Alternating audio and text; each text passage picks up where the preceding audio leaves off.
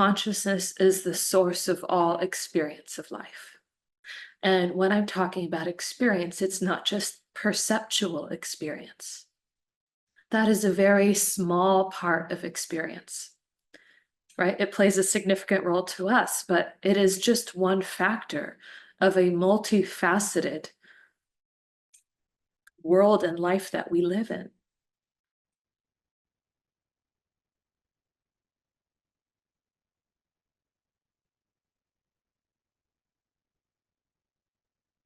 There's actually, I don't know if any of you have read this article recently. They had this article about a scientific study that they conducted on mice, where they're trying to find, right, through quantum mechanics, the source of consciousness, right? There's this constant debate and battle amongst all scientists, and everything's still theoretical and it's still under development, but there's this constant battle about whether the brain generates consciousness or consciousness generates our experience and our minds and our bodies.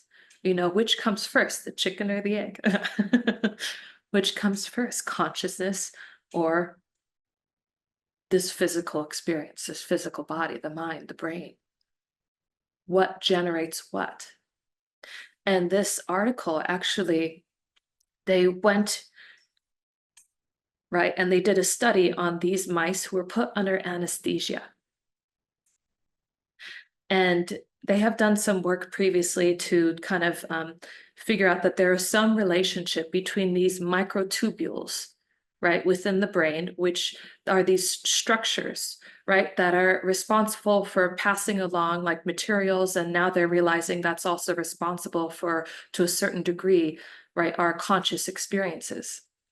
And they found out that these microtubules, right, when they gave these mice, right, a drug that helped, you know, sustain these microtubules, right, that they were able to come out of anesthesia and regain consciousness much faster than mice who didn't have those same drugs.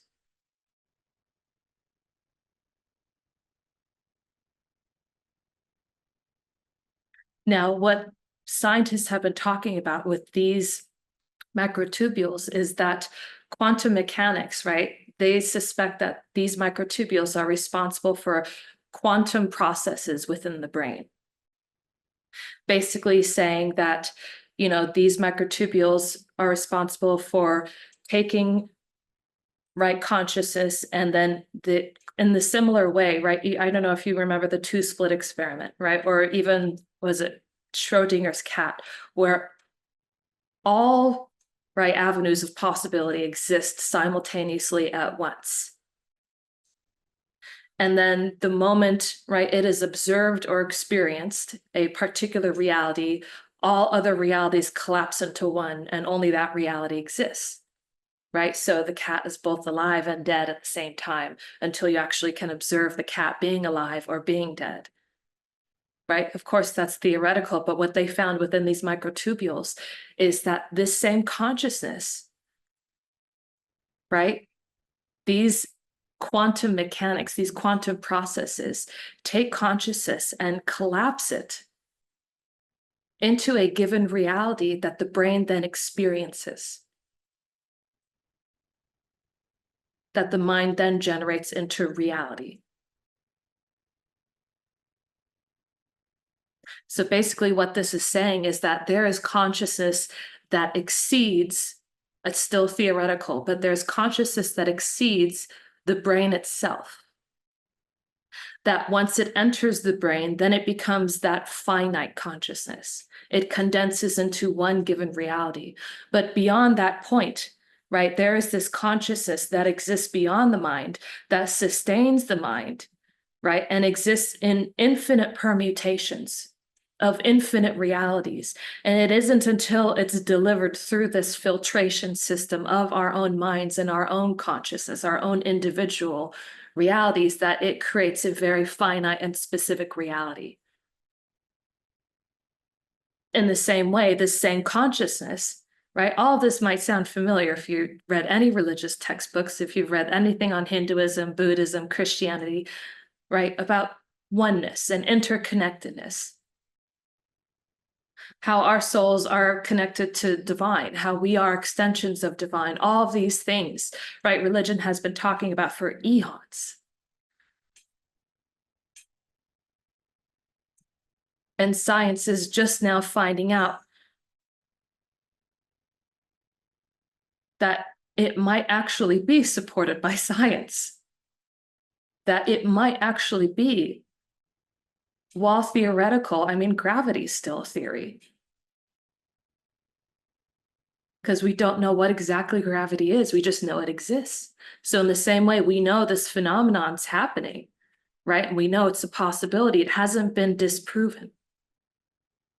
And with the work, this foundational groundwork that Guruji is doing, right, proving that consciousness, right, is that catalyst that makes things happen. It's that catalyst that creates the fortune in our lives. It's that catalyst that, determines whether we're going to have harmonious relationships, determines where we're going to be having a good experience of life or not, determines our health, determines our vitality, determines our mental peace, our clarity. All these things are byproducts of higher consciousness. They're reflections, they're emanations of consciousness. And it's like Guruji said, if you're prioritizing, right, the ingredients instead of the catalyst behind it, that actually makes the change, that actually makes things happen.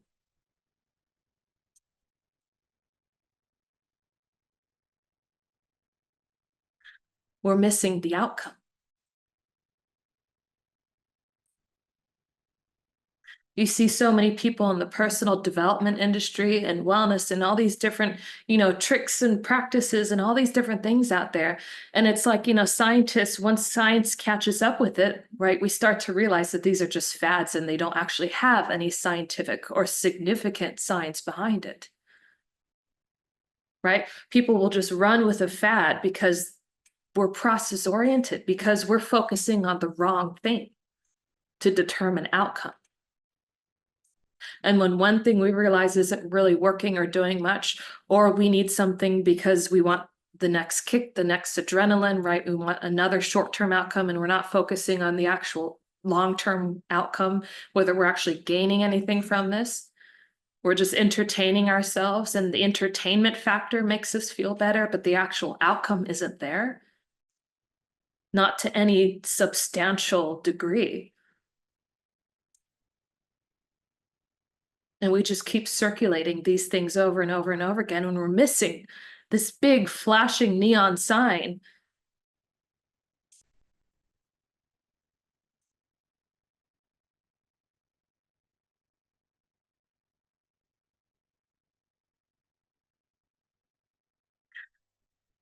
There's actually a really fun experiment that you can do, even just on an experiential level, right? It's not something very deep, but if you just sit for a moment, close your eyes and ask yourself, what am I going to think of next?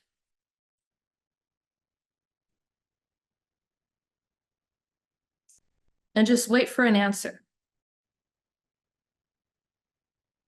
Just do it right now. Just close your eyes. What am I going to think of next?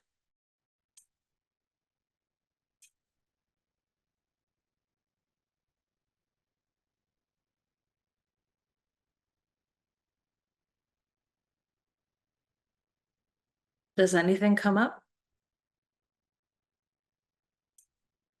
Anything come up for you?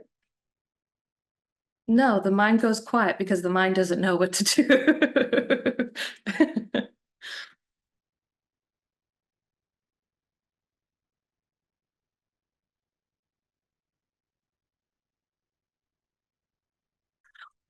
But this is the reality of someone who lives in that state of quietness and stillness all the time. That thing that you could experience for a brief moment by confusing your own mind into stillness, right? Not a permanent solution, but something that can give you a glimpse, just an idea. I mean, that's something that you can actually attain, that you can actually live in all the time, is that complete stillness. That absence of projected thought that's always defining things and making things out to be maybe things that aren't really how they are. That puts a very specific quality or description to something that inherently has none.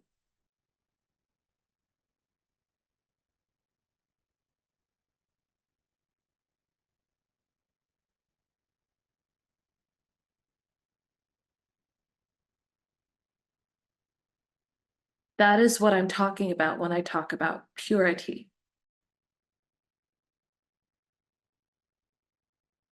You'll hear in every religion, there's always this continuous notion about purity.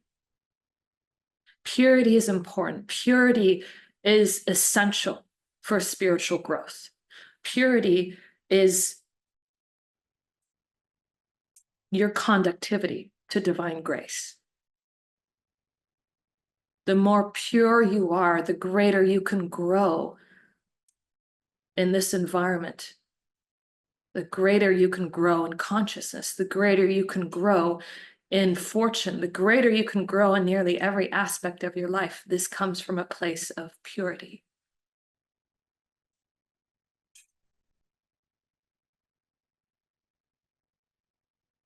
But people take the reverse aspect of it, that they observe those who are pure and they see the behavior side of things. So they try and mimic the behavior without understanding where that purity is coming from. What is the source of that purity? What is purity? And we can romanticize it, we can talk about it in many different ways, but ultimately what purity means, what purity is just simply consciousness without any mental modifications. That is purity.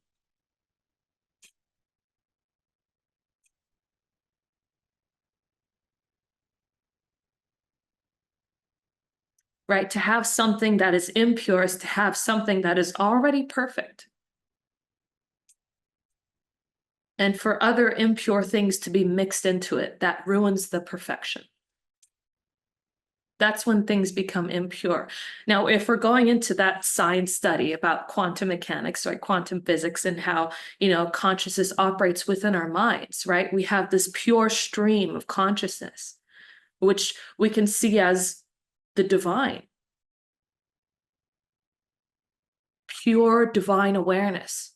Right? I've talked about this before, is that the only thing that can really be said about God, because you can't possibly qualitatively or quantifiably define God in any remote capacity.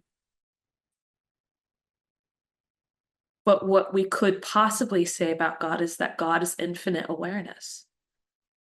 God is infinite and eternal. And it is that same infinite awareness that sustains our beings, that gives us consciousness, that gives us experience. But it is those mental modifications, right, which we can describe it in many different ways. We can talk about it in terms of karma. We can talk about it in terms of past lives and experiences, right? We could talk about it in terms of, higher levels of consciousness and lower levels of consciousness. We can talk about it in the terms of ego. But ultimately, there is a structure that takes something that is whole, complete, pure, and perfect, collapses it into one reality where things become finite and separate, individualistic, and take on certain qualities and quantities that have reduced its perfection, that have reduced its wholeness into something much smaller. And in doing so, it has reduced its potency and even more so, reduced its purity.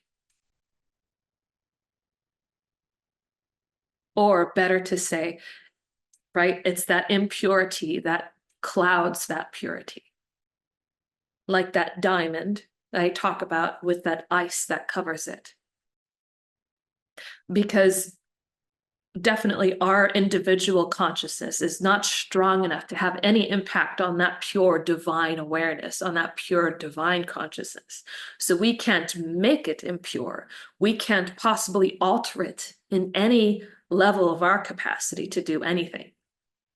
We can't affect it at all in any way, which should be kind of relieving to know that we can't screw it up that badly.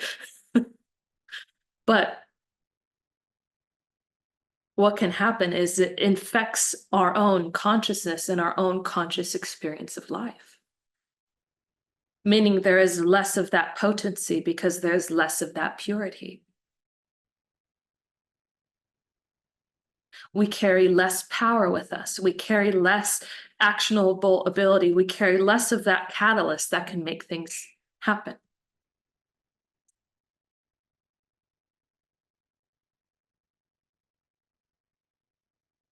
But even science says that it's very possible that that purity is there already.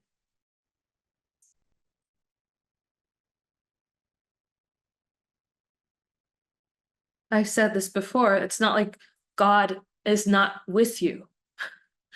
It's not like God is absent from your life because you can't feel God and you can't experience that grace in your life.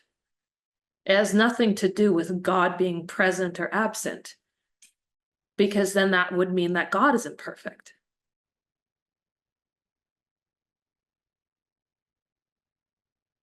How can God have less of God or more of God?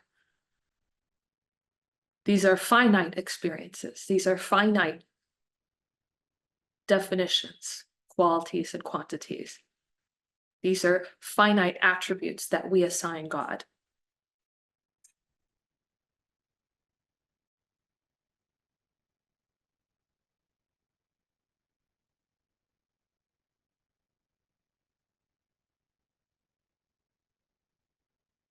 So when you're in that place of stillness, that silence of the mind is purity.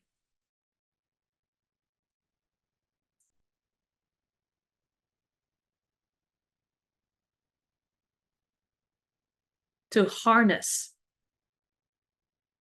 the power of God, to harness more divine grace, to harness the power to transform and make changes.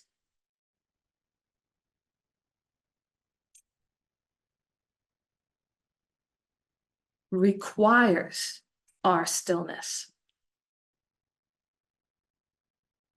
That's why so many religious teachers, spiritual teachers, talk about the importance of meditation. Maybe they have not gone about the right way in talking about it.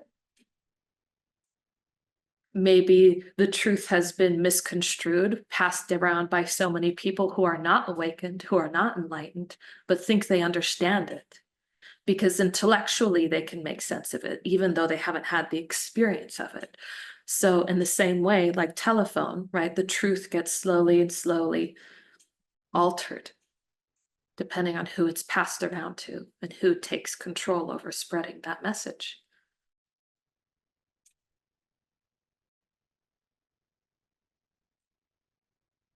Because the sole focus, the reason why so many teachers and religious figureheads talk about the importance of meditation is because they're talking about the importance of keeping the mind in a state of quiescence, keeping the mind in a state of thoughtlessness,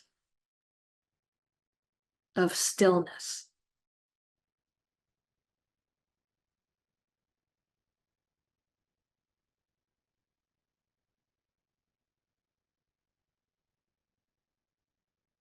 And because we are so uninvolved in our own minds a majority of the time, and its application, its implementation, because there is self-effort that is required. But if that's not a fundamental truth, right, that all of us share and talk about and touch upon in terms of even our society, right, the government, our education, right, it's not an accepted truth that is the foundation of our society, right? Our society has, kind of fallen away from that truth, fallen away from that aspect of life. So a lot of people are never really taught how to deal with their own consciousness and their own minds. I came across an article just the other day saying maybe ADD and ADHD is not a superpower. Meaning at some point in time, someone thought it was.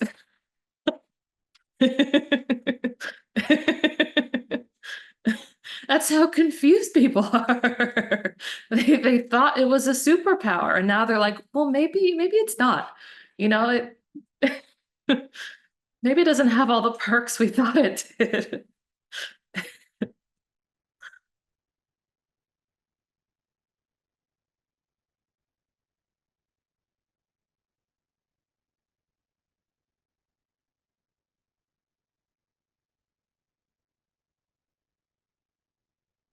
Our own experiences, what we give our attention and time to, dramatically affects our purity of awareness, our purity of consciousness.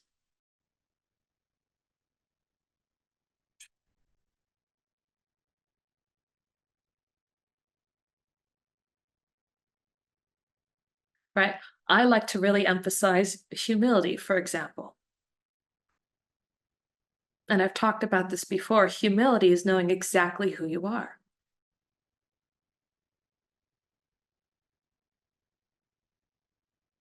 Without, making yourself up to be bigger than you are, making yourself up to be smaller than you are. It's exactly who you are right now.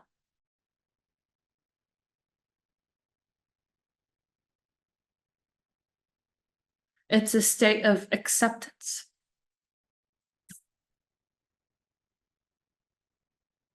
And if there's a judgment there, there's no acceptance for that thing.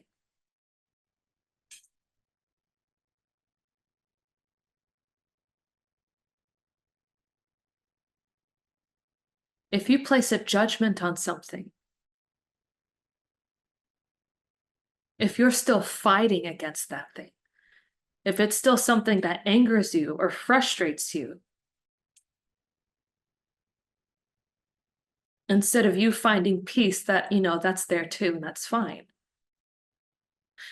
you have not attained humility.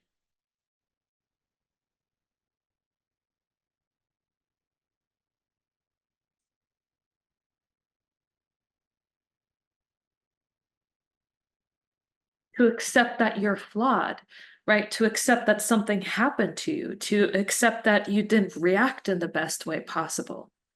All of these things require a level of peace to accept it. It doesn't mean you settle for that character and you have to live with that for the rest of your life. But it does require acceptance that it's there. And there should be an amount of peace when that acceptance comes.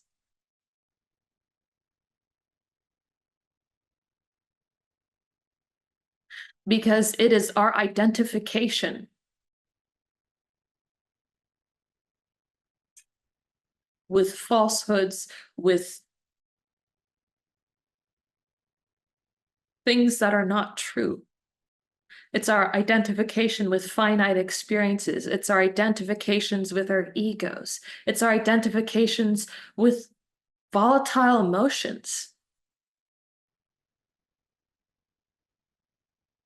that add that impurity into our experience of life.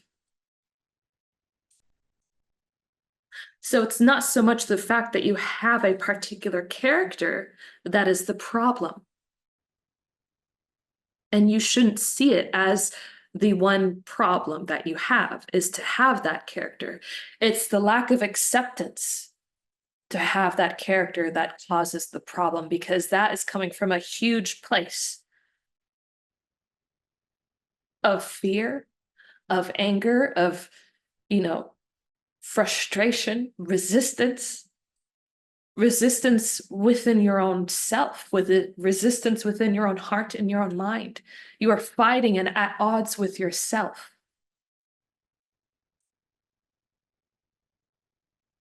And we know the nature of finite experiences, the nature of the ego, The nature of things when it turns into this pure, perfect reality and condenses into separativity, right? Are the things that are supercharged with individual finite experience.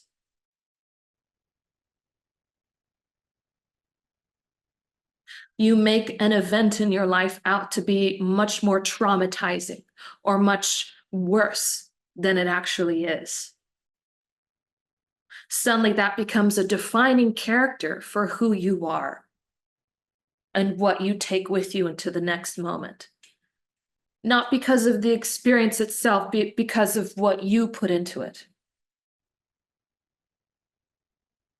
Because that impurity of your perception, your interpretation of the experience added a layer of impurity that charged it and made it into more of your ego self.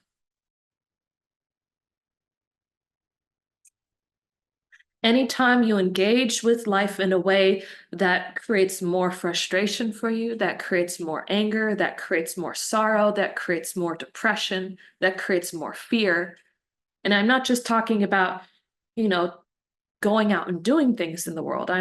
I've mentioned this many times before. The things that perpetuate and create your reality are very much not just your physical actions that you take, but the mental and emotional modifications you have for that experience.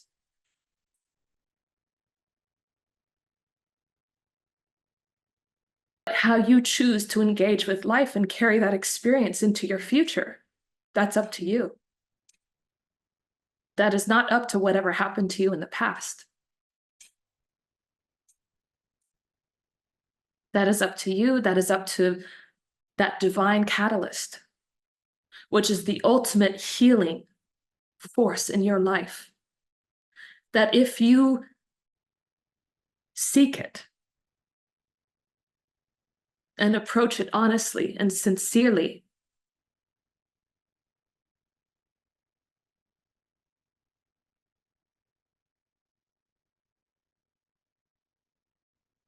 that presence will come forth and assist you, heal you, transform you, even take the pain from you entirely.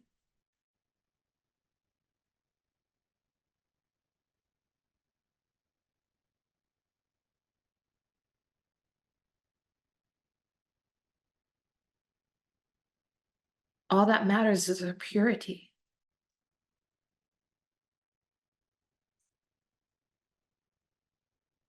The purity we're able to maintain in every moment of our experience of life.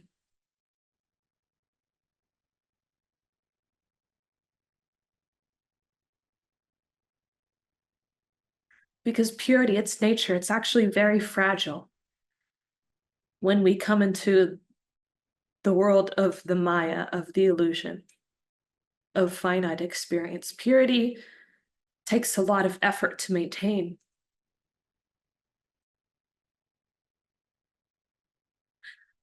But in its purest form, in its complete form, in its own nature, which is that presence of God, that pure consciousness, it is all powerful, self-sustaining, and can make miracles happen.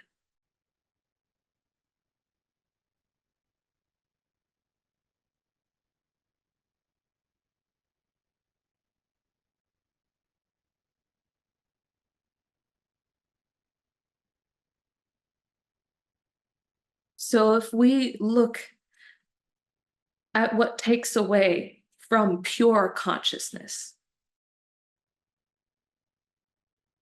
let's think back to that moment when our minds were still, just briefly, where we couldn't think of what we were going to think of next. Because causation of thought does not come from pure awareness. By putting your awareness in your mind, right, it's not going to generate thought. Thoughts generate thoughts, emotions generate thoughts. But pure awareness in and of itself does not have inherent thought with it.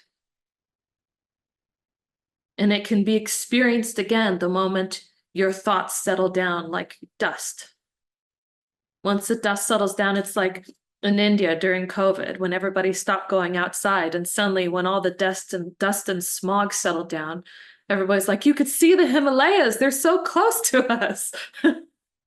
Everybody was like, what's that? I have no idea. What mountains are those? They're asking around, and they finally figured out, oh, those are the Himalayas. They're right next to us. I didn't know we lived so close because they could never see it.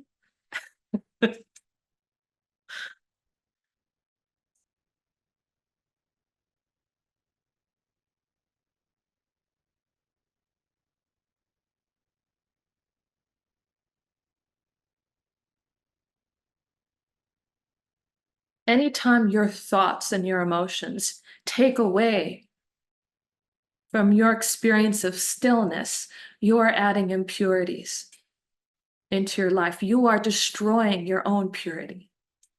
You are single-handedly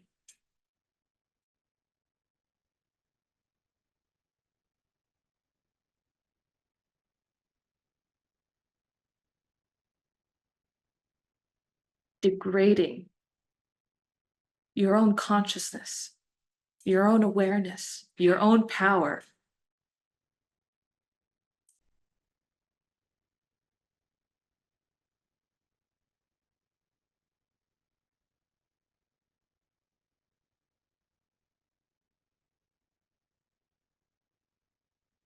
Right? All the ancient Buddhist and Hindu texts say enlightenment is already there. Enlightenment is not a state of attainment. Enlightenment is not something that you achieve. Enlightenment is not something to be sought or looked for. It's already there, just like those Himalayas. That pure awareness, that pure consciousness already exists there.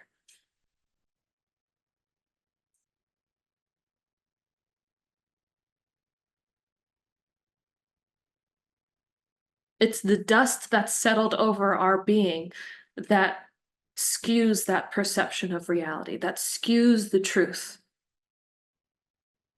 that charges our experiences with things that makes it seem like a lie is the truth when it has nothing to do with the truth. Because of your experiences and your inability to apply yourself, to implement these teachings, to implement discipline in your life, discipline in your moral character, discipline in the thoughts you entertain and the emotions you feel. Because believe it or not, there is a degree by which we have control. If you have awareness over something, you have control over that thing. And to not apply self-effort, to not apply discipline, all discipline is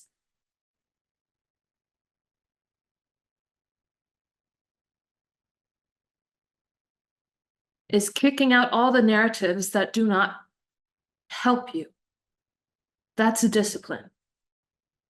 Kicking out everything in your life that does not serve you or help you in any way.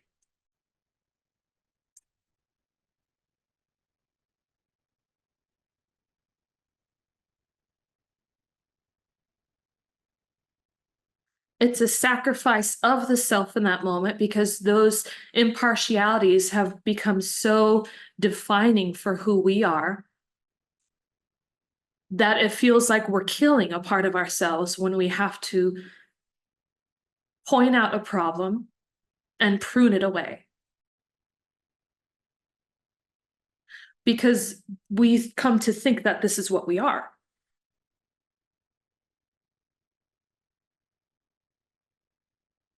Suddenly we're the problem. Suddenly we have faults. Suddenly we are imperfect. Suddenly we're the cause of everything that has ever happened in our lives.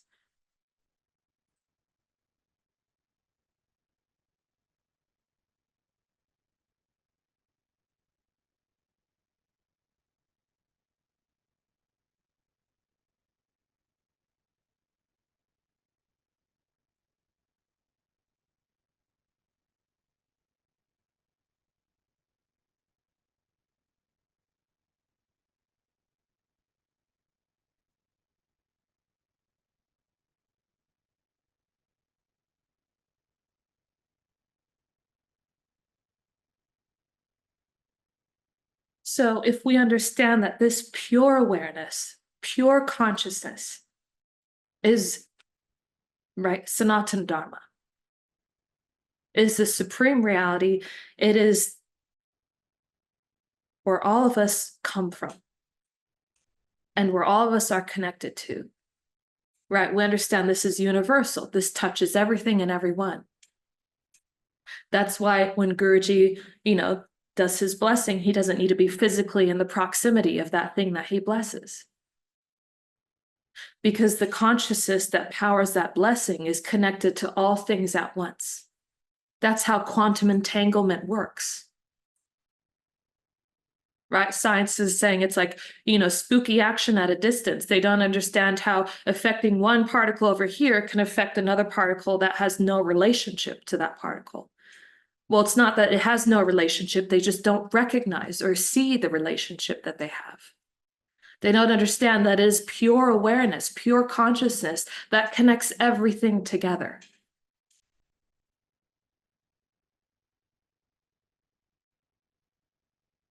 And so when we're talking about evolving in consciousness, consciousness will always put you in a situation or in a circumstance that forces you to address the parts of yourself that separate you from that pure truth. And oftentimes the things that separate us from that pure truth are things like frustrating experiences, people who have similar qualities to us, people who are on the same level of resonance, people who trigger things or experiences, right? You have the same experience, different name, different face, but the same pattern, right? You see people who are victims of abuse, they perpetuate the abuse, right? Life continues in that way because that's your experience of life, which is now the defining pivotal point by which all of life is defined by. So if consciousness wants to move beyond that, it has to work through it to move beyond it. It has to go through the experience again and again and again until it can finally understand or work through it in a different way than it has before. In a way that brings that purity back into awareness, that purity back into being, until it brings that experience of purity into your reality. And when that happens, the power that you carry with you, because you've worked something out through your own consciousness, now transcends that experience. That's when you enter into higher levels of consciousness, where now suddenly you're a match to these experiences and these frequencies, and suddenly these things fall away. Same thing, you'll see people will fall away from your life. New people will come in, old people will go away. And it'll happen very naturally. When it's happening at the level of consciousness, there's no force required most of the time. Things happen with just an ease and a grace where it's almost like you're not doing anything at all. When I married Guruji, right, I had a lot of friends and acquaintances that I was kept in touch with. And suddenly the moment I married him, they forgot about me. We stopped talking with each other. One person that I was close friends with, like we were best friends for years, right? She came into my mind and I called her like a few years ago. And I was just like, I just thought of you and I wanted to know how you're doing. And she was like, things are great. Oh, I'm so happy to hear from you. She's like, to be honest, you never even pop into my head. She's like, I never even looked you up online. I don't even know what you're doing. We separated so perfectly. And, she's not like a bad person or anything. It's just we were no longer a resonant match for each other. So perfectly that she literally, even on a mental capacity, was no longer involved in my life. And I was no longer involved in hers. I never thought of her anymore. And it's like the same thing, the people that even, like old employees or like old acquaintances that, have met Guruji or me, I literally don't even remember their names. I have no recollection of them whatsoever. Only when the topic is brought up by someone else, then I rack my brain. And then, of course, whatever you need in the moment, God will provide. So I'll remember, oh, yeah, I do remember them, unless they're really insignificant. I don't. Just speaking the truth. But God takes care of that.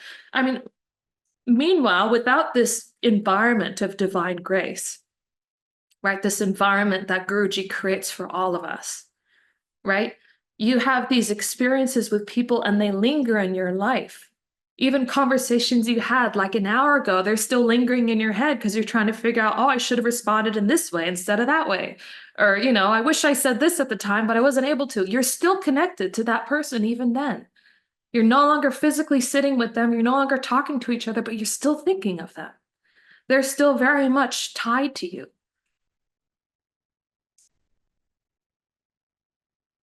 In the same way, quantum entanglement, where it's affecting two particles, same thing happens with two people. Whenever I would go through like a problematic moment in my life and I would be very emotional or upset, my mom would always call me and say, I'm feeling really emotional and upset. I'd be like, well, that's ironic because I am too, right? Two people who are connected to each other.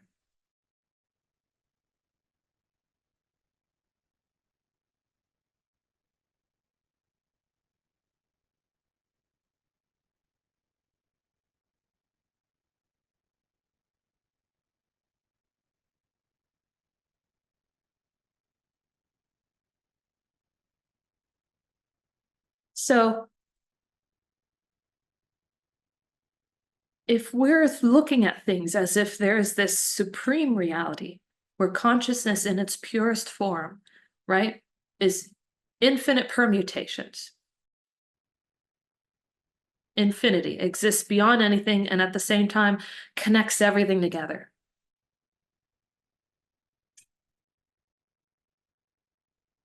And the thing that prevents us from having that purity or experiencing that purity in our lives is, as science has shown, the collapsing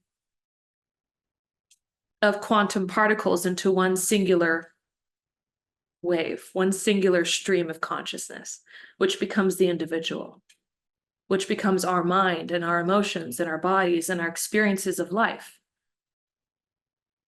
So then we have to understand that it's these experiences, it's these things that we create within our minds, right? Our minds are just thoughts. That's the one thing that keeps our mind going. The moment thoughts stop, there is no mind.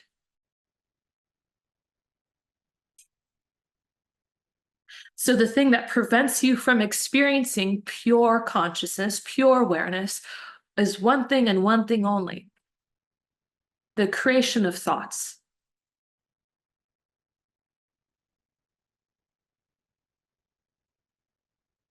And more thoughts are created, the more times we charge something with an emotion.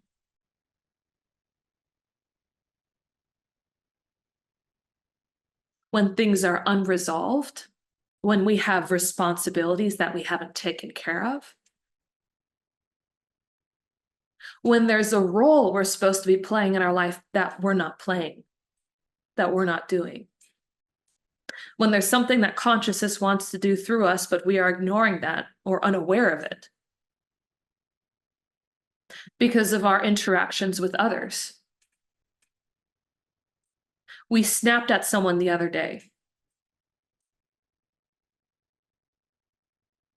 And while we might not be fully aware of how that impacted our consciousness, we can ultimately know that our anger that suddenly reared its ugly head in that moment ultimately affected your inner stillness, did it not?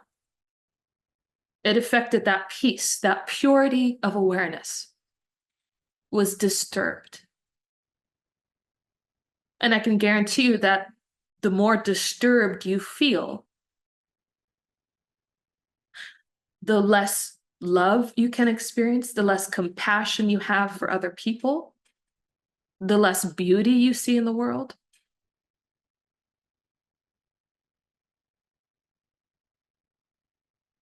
The less opportunities you even have because you don't even recognize them anymore.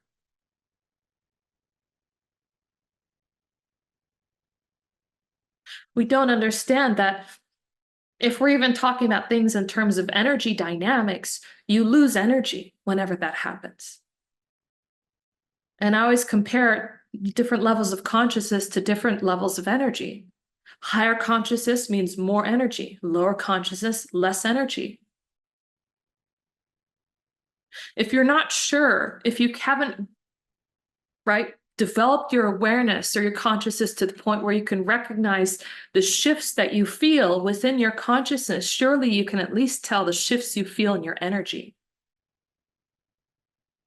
You feel yourself getting more depleted, more tired, more exhausted. You talk with a certain individual the next day or even hours after that, but usually it lasts days. You suddenly are exhausted and it takes you time to recover. And people are like, oh, it's because I'm an introvert. I don't do good in social, situations. No, it's the people you're talking to. It's the people you are surrounded by. It's how you engage and how you interact with those people. And it's not necessarily even that they're bad people. It's maybe just the way that your relationship is with them is bad. Maybe they're a good person, but you're thinking badly of them. And maybe you thinking badly of them is because you haven't addressed something within your consciousness that feels jealousy towards them. Because some part of you does recognize they're a good person. And so the only way to find peace within you, because that jealousy doesn't feel good, so you have to lash out and bring them down a peg to make you feel better about yourself. So you think they're bad.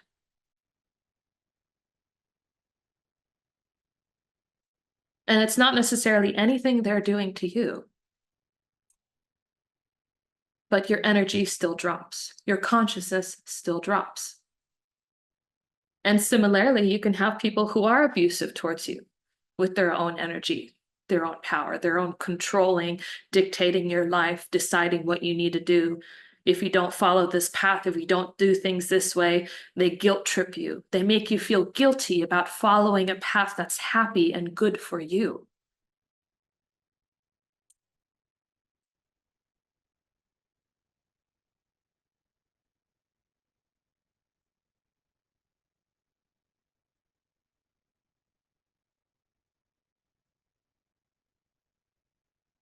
What could be wrong? I still don't get it. Why some people think that being happy is somehow wrong. That maybe it's selfish to be happy, but then you see so many people who are unhappy who treat people like crap. So I would think if you want to be good to other people, you better damn well be good to yourself. You have to love yourself. You have to be happy with who you are to treat anybody with any semblance of respect.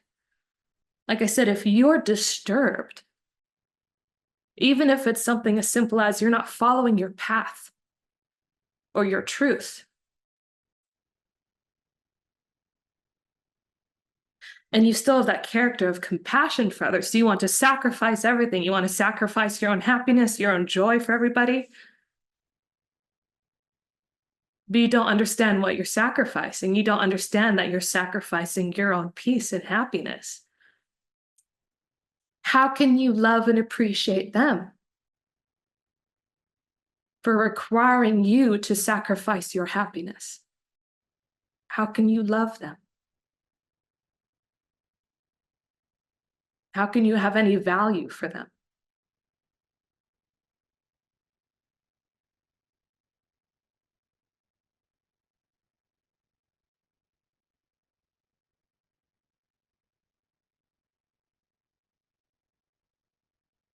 It's like,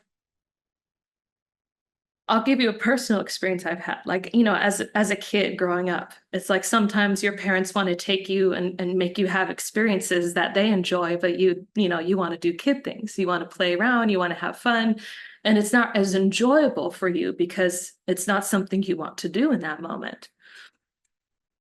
Right. So one example would be my mom always loved to go to these botanical gardens whenever I was growing up, and she'd always make me go along. And of course, I just wanted to run around and play.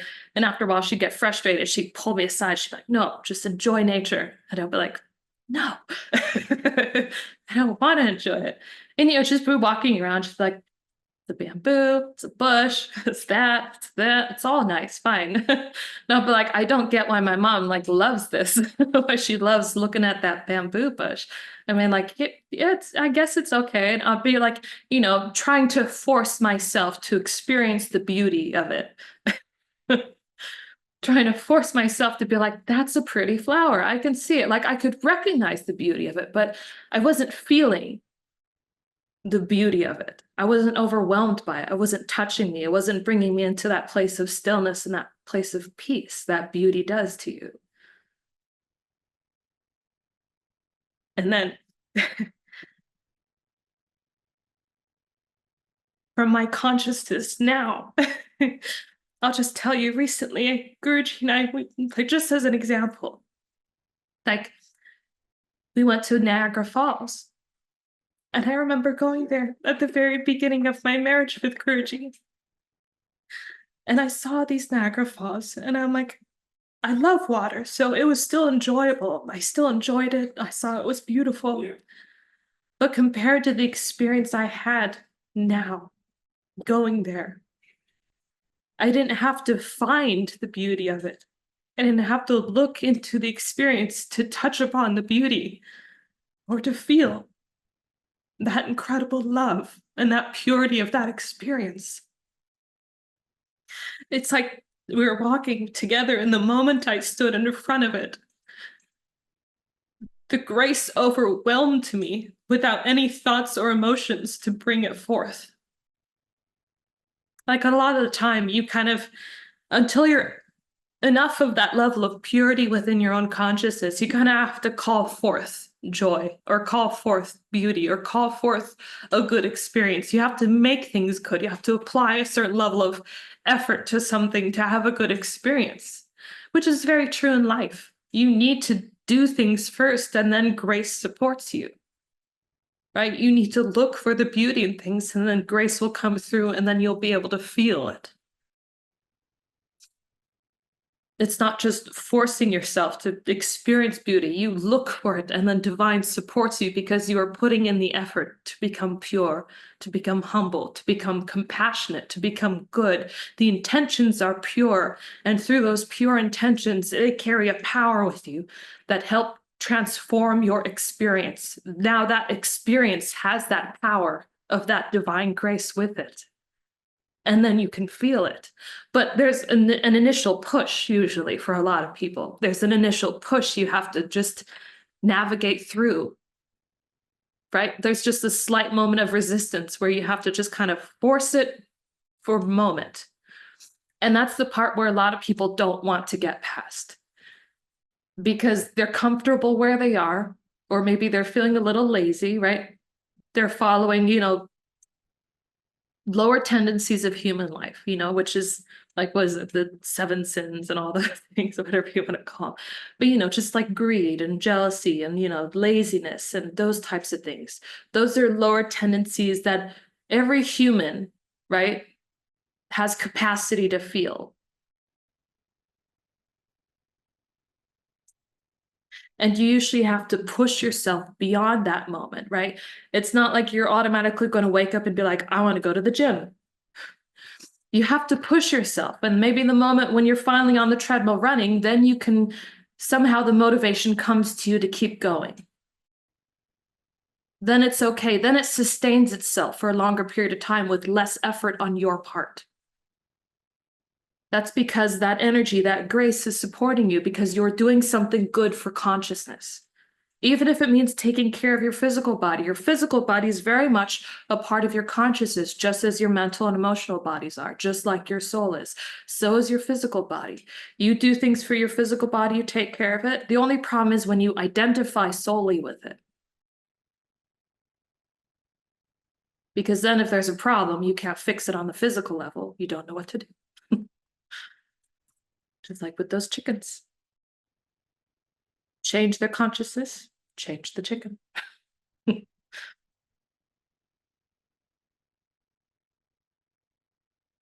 So there are different ways in which life leads us. Like, if you've seen Groundhog Day, right? That movie, that great movie, where he's living the same day over and over and over again. And at first he starts off living incredibly selfishly. He just starts doing everything that he wants to do. Or he just tries to get to the point where, first like he's confused and he's lost and he's afraid and he's angry. And then slowly he starts to do things for selfish reasons. And he starts doing that. And of course, that's not changing his life. That's not doing anything differently. And then he starts to, he tries to sleep with someone and he spends day after day perfecting his courtship with this woman that he's trying to sleep with until he does it perfectly, where she almost gets there at the last moment, and then she realizes he's a bastard and then she leaves.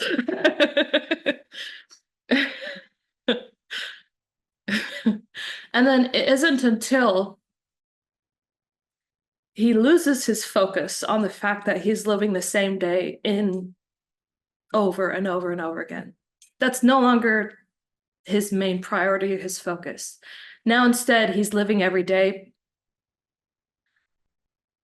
trying to live as perfectly as he can, trying to live as morally, trying to help others, not without any selfish motive, not without, focusing on himself and his journey and trying to improve it and wake up from this Groundhog Day he's facing over and over again, but simply because he wants to help people.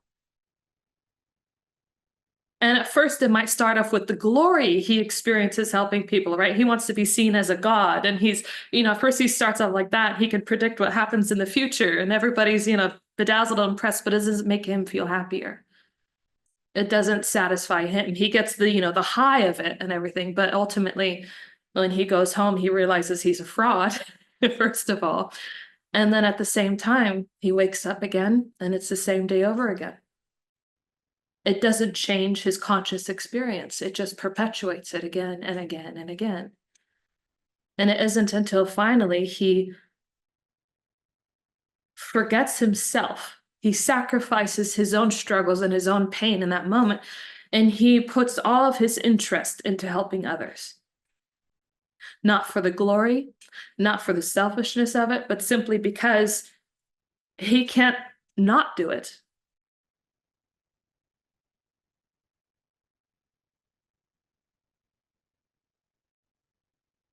It would cause him too much pain to ignore someone that he sees suffering every day. Now he's like helping them and taking care of them. And then eventually, that woman that he was trying to court earlier, he's no longer focused on courting her, but as a result, she gets courted by him because of the person he's become, because of who he's transformed to be. Because the person she thought he was at the beginning of Groundhog Day versus the person she realized he really is are not the same person. And then she falls in love with them. They fall in love with each other. And then he wakes up and it's no longer Groundhog Day anymore. Of course, that's a little fantastical representation, but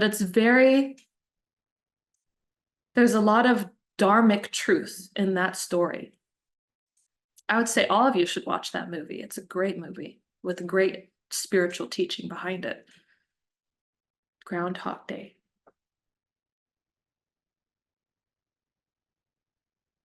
So that's what consciousness is doing through us. There are ways that are conducive to higher consciousness and ways that are not. There are qualities and ways of being that ultimately, if we're looking at it from a pure place, what do we honestly correlate with purity? What do we think is synonymous with purity or strongly associated with someone who we think is pure?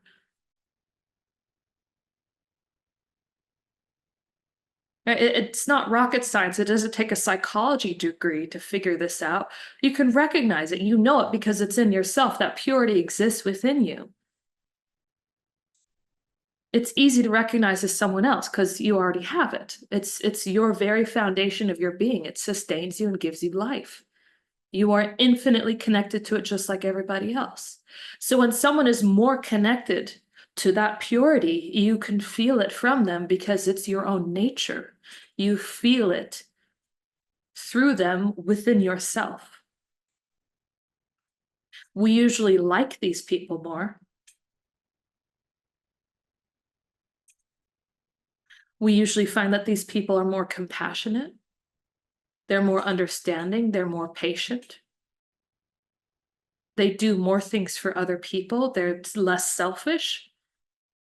There are a bunch of different qualities that we associate with purity. They have innocence. They have childlike qualities even. And purity is not naivety. Naivety is your capacity to get fooled and tricked by other people. That is not purity. Purity, you can see the truth. Remember, purity is just unhindered, pure consciousness. That doesn't mean, right, when we're talking about something that is the complete whole, that complete whole is capable of understanding the individual facets that it has turned into. When we have purity, we're capable of recognizing flaws in other people. We're capable of recognizing, incongruities and inconsistencies and wrongness and rightness. They are more moral than anybody else, but the difference is how they approach morality, how morality feels when it's represented through them. You have someone who's impure and they're like, you're going to go to hell for forever, right? Huge judgment, huge pressure on you. They've decided you are a horrible human being, right? And that feels miserable to be put in that box.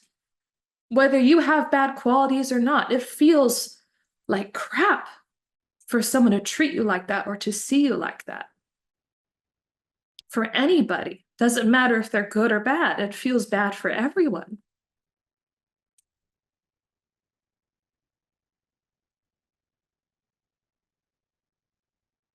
And maybe someone who's impure, they'll lash out, they'll get angry, they'll become frustrated, they'll become fearful, afraid, ridden with anxiety.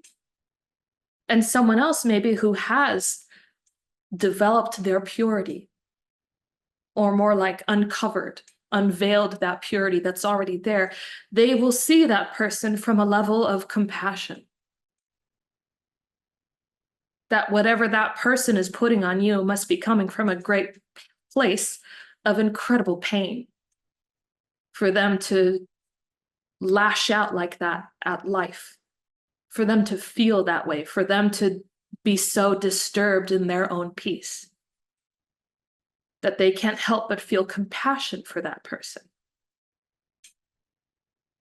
without losing their own strength, without losing their own power. A lot of people mistake. They think if I want to be compassionate and maintain my purity, I have to pity someone. That's pure, to pity someone else, to look down on them, to think less of them from a compassionate lens.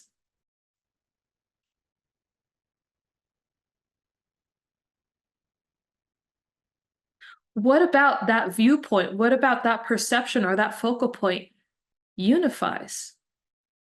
What about that focal point brings people together by pitying someone? By seeing them as less powerful, by seeing them as less capable, by seeing them as a victim. How does that support them in any way? You're right, you're a victim. Like that friend of mine and that woman that helped her overcome her trauma. She didn't follow her narrative and say, you're a victim. But it came also from that same place of compassion. But a lot of people don't recognize what compassion is anymore. They think compassion has to be someone has to sit there, hold your hand, and cry with you. But if you're crying and holding their hand, who's uplifting you? If you no longer have the strength or perception or mind to be there and help uplift them, and instead you bring yourself down to the same stratum of consciousness that they're at, how is that helping them or you? You want to be a strong pillar. You want to look them dead in the eye and say, everything's fine. And it really is. It really is. You want to give them the means by which to improve their life. Not from a place of judgment, not from a place of spite or hatred or frustration, but from a place of compassion. That's compassion. That's understanding. Because you're not looking at the personality that's suffering, you're looking at the thing beyond the personality that is not suffering.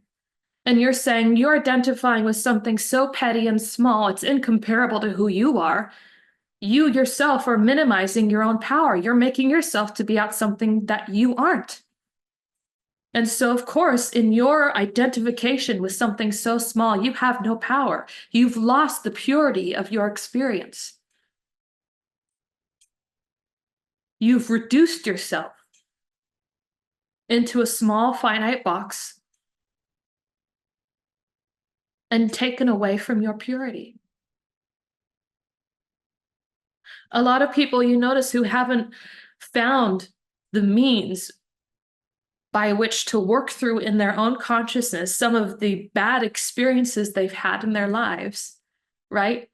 They become bitter and resentful towards other people, and they often treat other people the same way that they've been treated. Not even wanting to do that, knowing that that caused them pain and that made them suffer and that they didn't like it and that it still holds pain in their hearts even now. But they replicate that same experience with other people.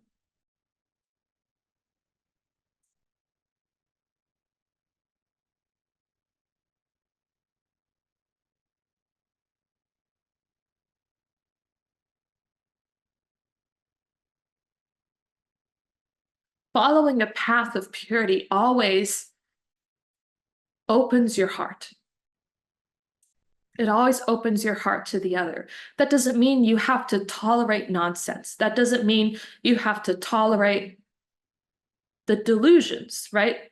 Those are impurities as well. You want to only deal with the pure.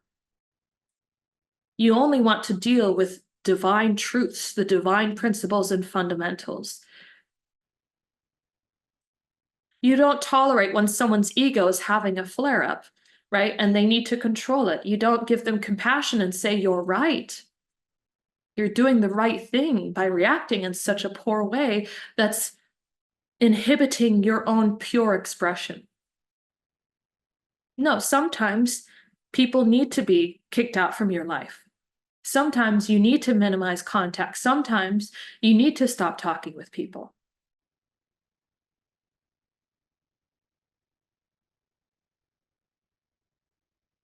And that's good for them too, because they'll wonder what happened. They'll wonder what went wrong. They'll start to wonder and they'll start to reflect. And their awareness will come back within themselves.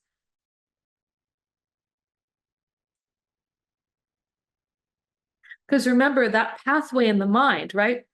There's your conscious executive functioning, and then there's your more reptilian and emotional part of the brain.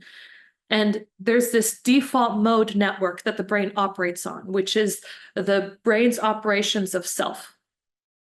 All of your experiences and everything combined together through these, neural programming, right? These, neural networks that have combined together, myelinated so that it's like so cohesive and so put together that now it's just like, this is me. But it's not a conscious reflection of who you are. It's just where you operate on as default. When you aren't thinking, when you aren't applying any self-effort, when you aren't utilizing your awareness to make changes in your life, to implement the consciousness and the divine grace you've been given, right? To take that catalyst and put it to use somewhere in your life.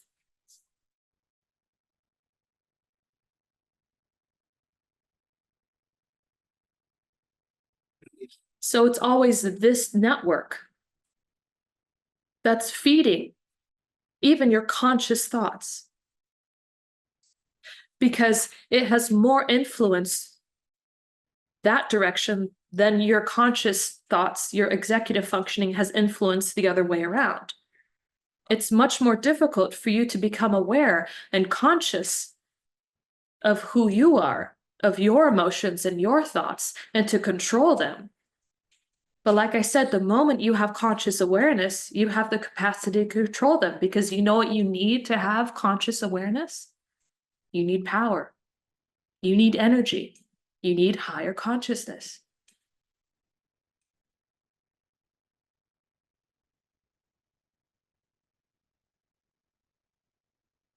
Because it's energy supporting you and getting rid of all the different avenues in your life where you lose energy very quickly, and it puts you on a path, the correct path, right? You suddenly start gaining more energy. You start growing very quickly. And so now you have more of this freedom in your life to make conscious decisions, to do things, to take opportunities and do something with those opportunities, to recognize opportunities. It takes greater awareness, more power, more energy, even to recognize an opportunity. And you're getting this extra input of grace, this energy, so that your mind has the freedom and the ability to do that.